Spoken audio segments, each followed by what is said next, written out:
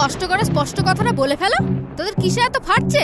কিসে আবার? এই গরমে আমাদের মাটি ফেটে ফাঁক হয়ে যাচ্ছে, আর যত বৃষ্টিপাত তাক করে শুধু ওই পাহাড়ের কোলে ঢালছেন। এ আপনার কেমন অসমনীতি? রাজনীতি। এই, আমার জলীয় বাষ্প আমি কারো কোলে ঢালবো না হলে ঢালবো সেটা আমার ব্যাপার, এতে তোদের কি বে? তোদের কি মানে?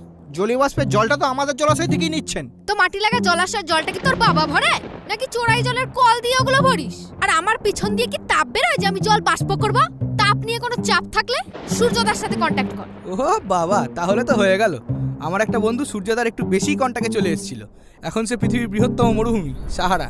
হ্যাঁ, তাহলে দেখ সাহারা হবি না বেসাহারা হয়েই থাকবি। আর এখানে এই গরমে আমি ঠিক ঘনীভূত হতে পারছি না। এখন মন চাইছে শীতল ওয়েদারে ধাক্কা খেতে পাহাড়ে, করতে শৈলতক্ষে বৃষ্টিপাত, ভিজিয়ে দিতে প্রতিবাদ। উফ, ফার্স্ট ক্লাস। উফ, পুরো 18+। ফার্স্ট ক্লাস তো লাগবেই।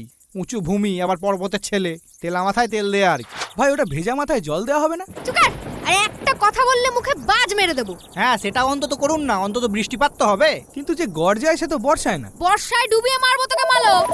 হ্যালো। হ্যালো ক্লাউডি বেবি, আসো। না, যাব না। তোমার কাছে গেলে তুমি আমায় ঘনীভূত করে আমার বৃষ্টিপাত করিয়ে দাও। বেবি, তোমার কালো মুখ দেখলে আমার ভালো লাগে না, তাই তো বৃষ্টিপাত করিয়ে দিই। ওমা তাই? আমার দুষ্টু হিল। দাঁড়াও যাই। এই আর বাস।